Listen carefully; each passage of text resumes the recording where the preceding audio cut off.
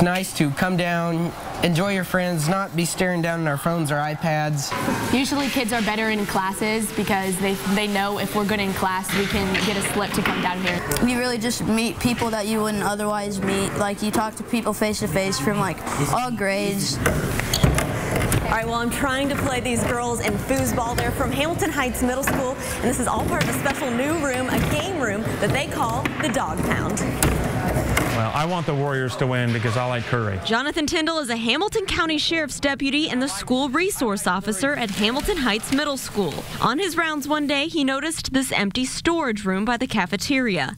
The perfect spot to create what he calls the Dog Pound, a cell phone-free space packed with games for the students. So that's where I sought permission to do it, and then I went out and started trying to raise funds. And then with his family and volunteers, they painted the walls the school colors, put in carpet, filled it with games and a popcorn machine, creating an incentive for kids to work hard in the classroom.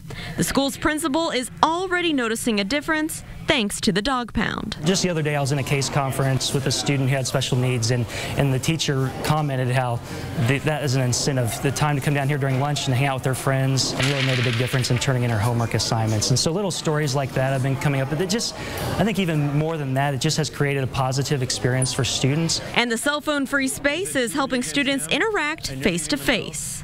I'm not as old as some people may think, but I guess I'm old school, and it just kind of was getting on my nerves that these kids weren't interacting. I literally see them after school waiting for practice to start talking to each other through a text message, and they're sitting right next to each other. And so he wasn't sure how students would take to the idea of the space, but he tells me he got emotional seeing how well it went from the first day. Everybody was interacting, laughing, carrying on. Including Officer Tyndall, who can use this time to bond with the students he serves, a relationship between police and the youth that can have an even greater impact outside of the walls of the Dog Pound.